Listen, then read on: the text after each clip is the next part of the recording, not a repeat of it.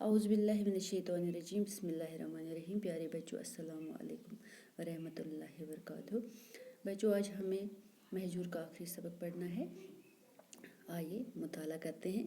مہجور کی مقبولیت کا اندازہ اس سے لگایا جا سکتا ہے کہ ان کا کلام ان کی زندگی میں کلام مہجور کے نام سے 11 حصوں میں اور پیام مہجور کے نام سے 6 حصوں میں شائع ہوا۔ پیام کے معنی ہے پیغام۔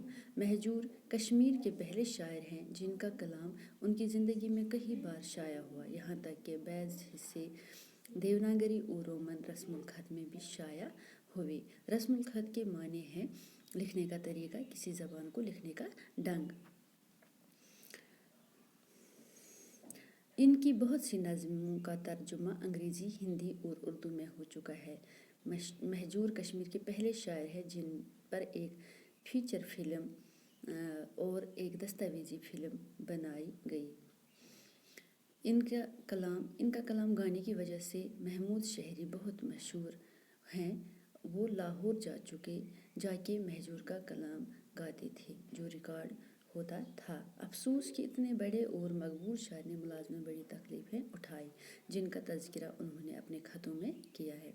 وہ زبردست وطن پرست تھے اور انہیں وطن کی ایک ایک چیز سے محبت تھی۔ تاریخ ادبیات کشمیر کی تربیت کے سلسلے میں وہ دہلی گئے اور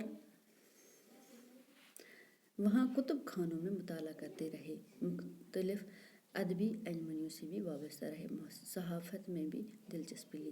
ملازمت سے ریٹائر ہونے کے بعد اپنے آبائی گاؤں متری گام پلوامہ میں سکونت اختیار کر لی۔ 1951 میں حکومت جموں کشمیر نے اس عظیم شاعر کی عزت افزائی کی۔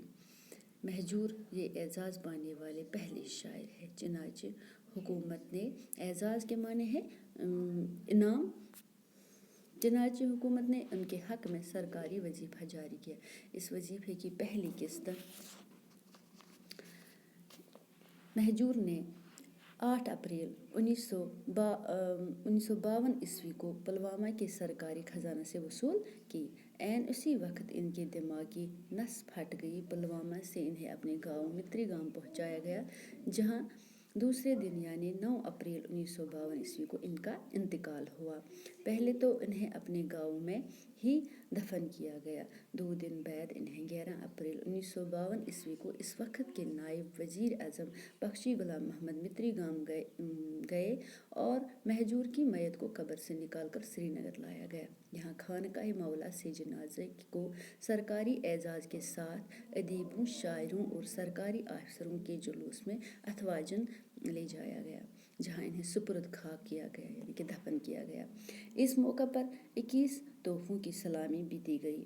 مہجور نے اپنے کلام میں اتحاد، بھائی چارہ اور وطن پرستی پر زور دیا ہے۔ وہ کشمیر کی ایک ایک چیز سے محبت کرتے تھے۔ وہ چاہتے تھے کہ ان کا وطن ہمیشہ ترقی کرے، ظلم کا خاتمہ ہو اور انسان کی قدر و قیمت بڑھے۔